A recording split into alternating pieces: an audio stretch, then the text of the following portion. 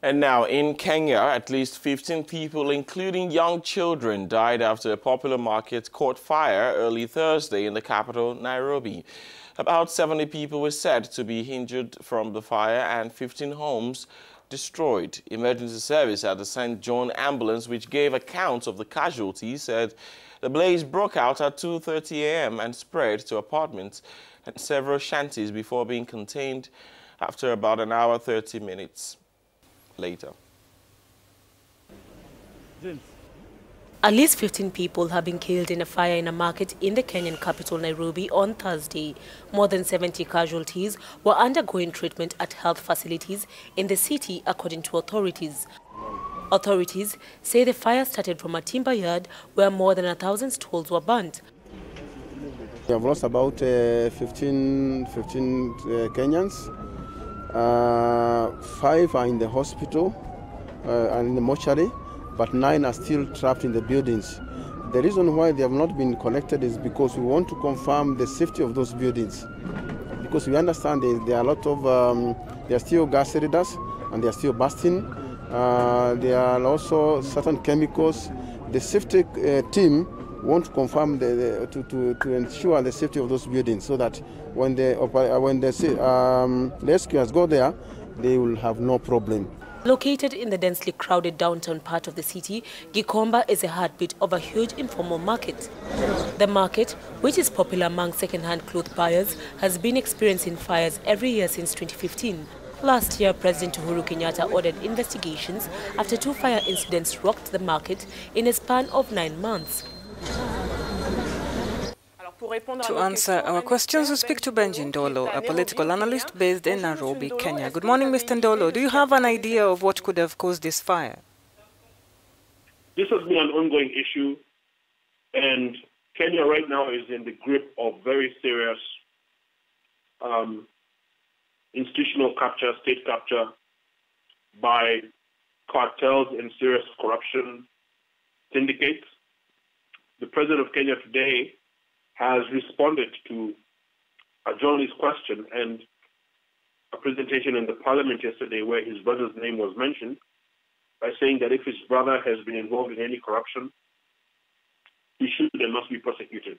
So the suspicion here, sir, is that there are parties that are interested in taking over that space in the Gikomba market area, which is 5 kilometers from the CBD.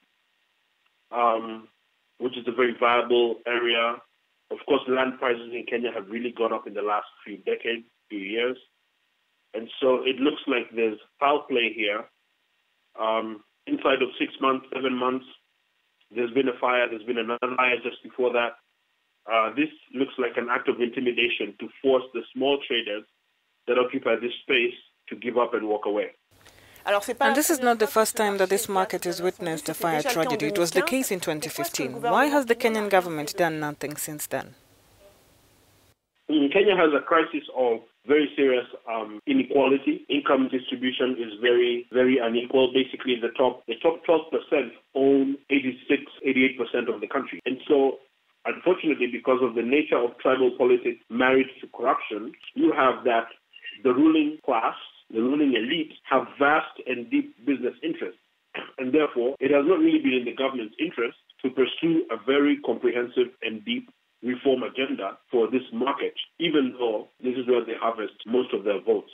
And so it is embarrassing, it's a shame, but perhaps there'll be a turning point. I saw the senator today, Johnson Sakaja, Member of Parliament, Honorable Njagwa, a man that consults me regularly, looking for solutions and looking for a way out. Because, again, it is the product of bad leadership, or one could say lack of leadership. President Uhuru Kenyatta said, and I quote, "We owe the victims and the people of Nairobi a clear, credible plan to stop these fires." Do you think that these concrete actions will be taken this time?